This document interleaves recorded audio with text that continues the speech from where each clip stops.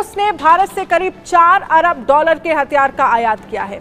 ये हथियार रूस ने तब खरीदे हैं जब वो खुद भारत को सबसे ज्यादा हथियार बेचता है।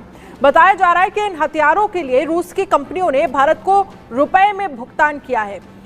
भारत जो है वो अगले 8 सालों में 7 से 8 सालों में तकरीबन 130 अरब डॉलर इन्वेस्ट कर रहा है मिलिट्री मॉडर्नाइजेशन के लिए। जो डिफेंस इक्विपमेंट है उसका ये रीन्यूअल प्रोजेक्ट है, और ये जो प्राइम मिनिस्टर नरेंद्र मोदी हैं ये उनका जारी बात विजन है।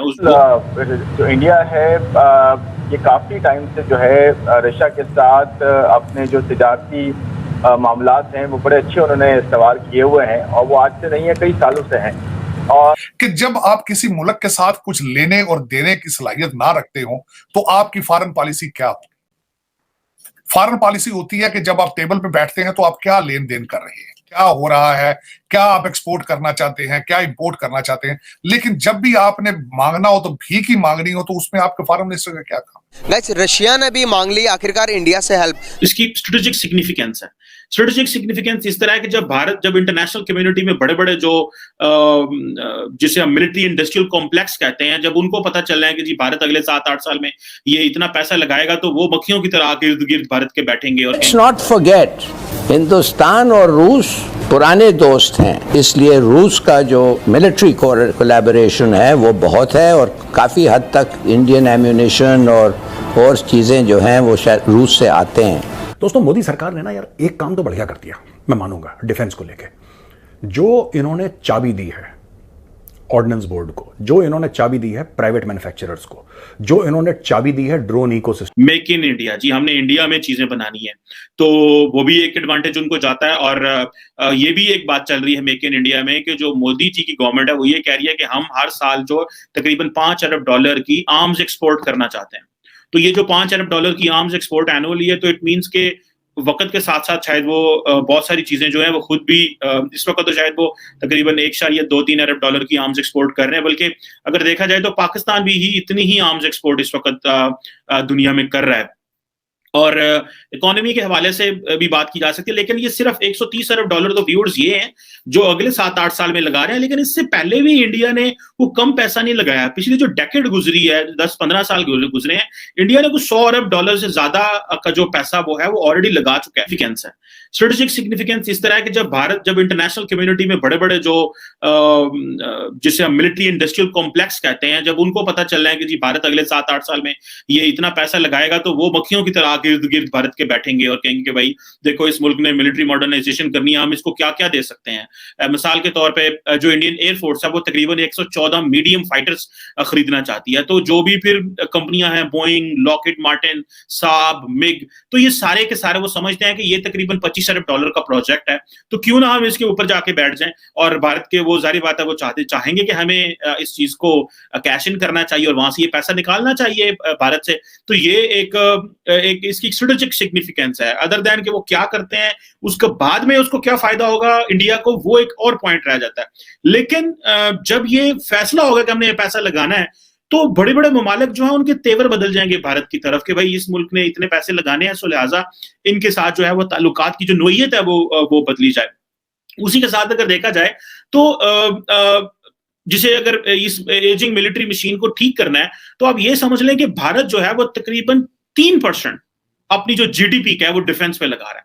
इवन कि अगर आप कहें कि यूरोप जैसे मुल्क जो है वो इतना नहीं लगा रहे, लेकिन बहुत से यूरोप के ममालिक नहीं लगा रहे, लेकिन भारत को पता है कि हमें हमारे जो, क्योंकि 2 फ्रंट वॉर की बात करते हैं जी, कि पाकिस्तान भी है, चाइना भी है, 2 फ्रंट वॉर डिस्कस अक्सर होता है, तो वो उसमें जाहिर बात है वो जाना चाह रहे हैं, तो इस हवाले से वो उनको अपना एक्सपेंसेस बढ़ाने पड़े नरेंद्र मोदी के दौर में। आगे देखा जाए तो इसमें बहुत ज्यादा मेमोरेंडम ऑफ अंडरस्टैंडिंग, जिन्होंने अक्सर एमओयूज कहते हैं, जो हुए तकरीबन 201 मेमोरेंडम ऑफ अंडरस्टैंडिंग इन्होंने रिसेंटली साइन किए हैं अपनी प्रोजेक्ट को लॉन्च करने के लिए, बाकी लोगों से कुछ चीजें लेने के लिए।